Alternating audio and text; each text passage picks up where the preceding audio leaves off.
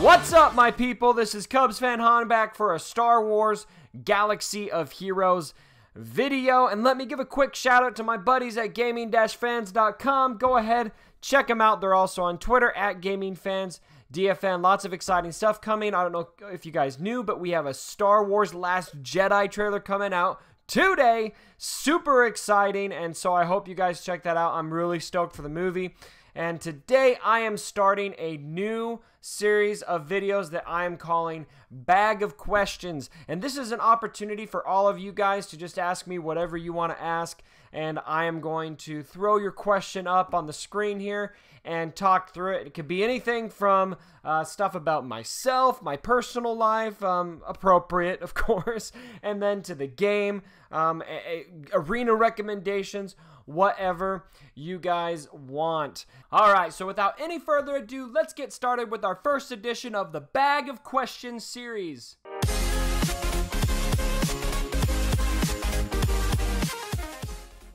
Question number 1, my buddy Azio wants to know, how do mods affect ship power?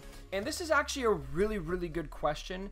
Now, what you want to be most concerned about is that you are getting as many 5-dot mods on these characters as possible. And the reason for that is because the stats of the actual mod are irrelevant. It's the power index of the mod that matters. And so you want to have 5-dot mods. Now, it also does matter how that mod started. So if you upgrade a gray mod to a gold mod, my understanding is that that mod will have slightly less value than the mods that started as gold mods or blue mods or green mods and then upgraded to that point. But you want to have them maxed out level 15, but you want to have them maxed out at level 15 and have them be 5-dot mods, and that's how you'll get the max benefit out of power from those mods. But the mods are absolutely affecting ship power. If you have no mods on a character, you are losing out on a lot of power. The next question I have here is asked by my buddy Darth Jar Jar, and he wants to know, do you know if Cup, or Coruscant Underworld, please, will ever get a Zeta? No, he's not going to get a Zeta. All right, and then I've got my buddy Cam, another YouTuber, Cam65878. He has a great channel. Go ahead and check his channel out. I'll actually drop a link to his channel in the description. But Cam wants to know, what motivates you to do videos? And you know what? I really like this question because making videos is one of my favorite parts of Star Wars Galaxy of Heroes. It's something that I really enjoy doing, in some ways almost more than the game. And so I would say there's probably 2 reasons that I'm motivated to make videos.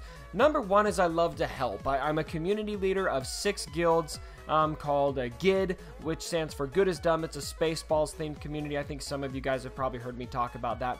And I really love helping the guys out and helping give squad recommendations and watching people improve and that kind of thing. I've kind of always been doing that. And then I just channeled that into YouTube.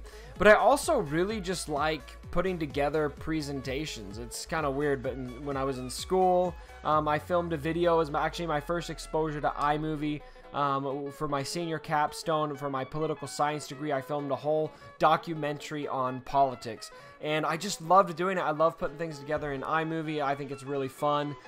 So that's kind of what motivates me to do videos. All right, and the next question I have here is from my buddy Skiller. He asks 2 questions. The first one is basically asking, out of all my Zeta abilities, who do I regret giving a Zeta to? And so I'm not sure, honestly, if I regret any of them because of when I gave those Zetas. So my first Zeta ever was Qui-Gon Jinn, and I absolutely don't regret that. I still use him in territory battles, and when I gave him that Zeta, it really took me from A to B in my arena team, and especially when I added General Kenobi. That's when I finally got up and viable in the very top of my arena shard, which I wasn't able to do up until that point, actually. So I don't regret Qui-Gon Jinn. The next Zeta I gave is Battle Meditation to Yoda. And this might be out of all my Zeta abilities, if I'm going to pick one that I regret, that might be it. Because now I just don't really have a whole lot of use for it.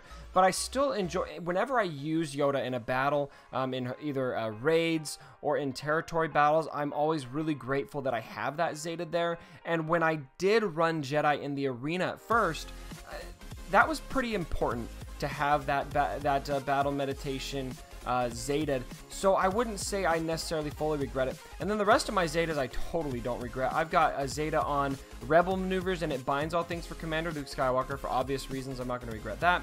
I have one on Wound in the Force for Darth Nihilus. Some people don't think that's as good of a Zeta, but I actually really love it. It makes the other team cleanse. It helps him to have more benefit out of Drain Force when you put him in there. And I still run Nihilus in the arena when I'm going against Zeta Barris teams, so I think it's a very good Zeta. I don't regret that one.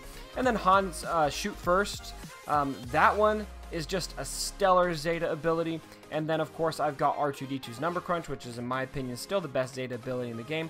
And I recently gave him a Zeta on Combat Analysis, which is also, I think, a very good Zeta. So I don't regret, really, I think that the Zetas that I've given, I don't really have a whole lot of regret for. Maybe I have a regret a bit for Battle Meditation, but only just.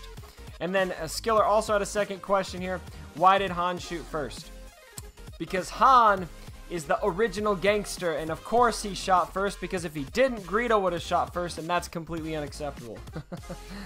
Alright, next question. This is also from my buddy Skiller.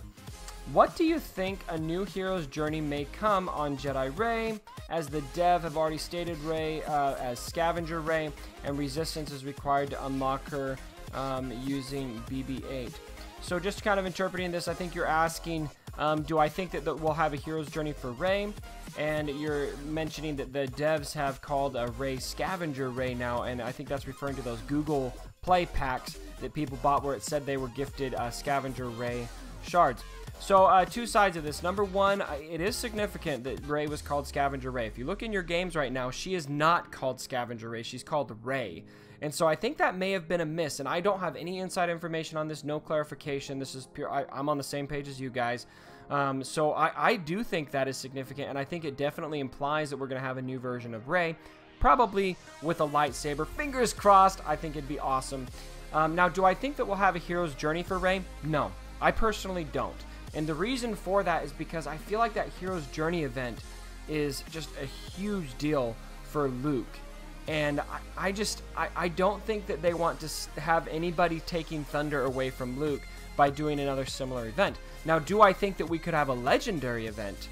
Absolutely. I think that that's probably one of the more likely legendary events that we'll have, that we would probably need maybe First Order to unlock. The only legendary event that hasn't required an opposing faction so far is Yoda, requiring Jedi to unlock him, and they call that one Grandmaster's Training. But all the others, Palpatine requires Rebels, Thrawn requires Phoenix Squad, R2-D2 required Empire, we had BB-8 which required First Order, so I really don't think that we would need Resistance to unlock Rey. I think that we would probably need the First Order characters, unless I'm wrong and they do a Hero's Journey event.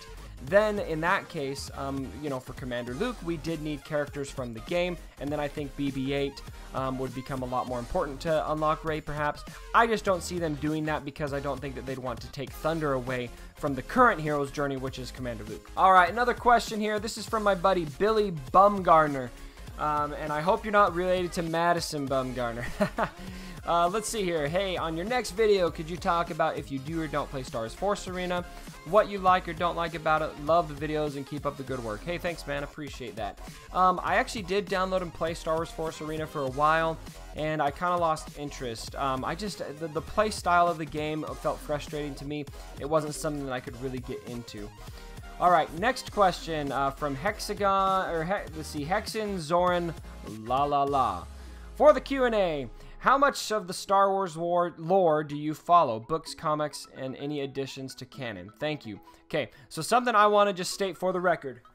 I am a big Star Wars fan. I freaking love Star Wars, and that is the main reason I actually cracked into Star Wars Galaxy Heroes when we had Force Awakens coming out. I remember vividly sitting on my couch thinking, I need to have a Star Wars game to play. I can't get enough Star Wars because the movie was just about to come out, and that's when I found Star Wars Galaxy Heroes way back in, I think it was late November 2015, shortly after the game was released. So the drive for me, the bigger drive to this game for me is Star Wars, because I'm just I've always loved Star Wars. I went to all the movies at midnight, that kind of thing. Now, as far as like the lore, as far as books, comics, I haven't read comics, but I do read several of the books. I'm actually finishing up the Thrawn book right now, and if you haven't read that book, you should totally check it out, especially with all the Thrawn stuff we have going right now.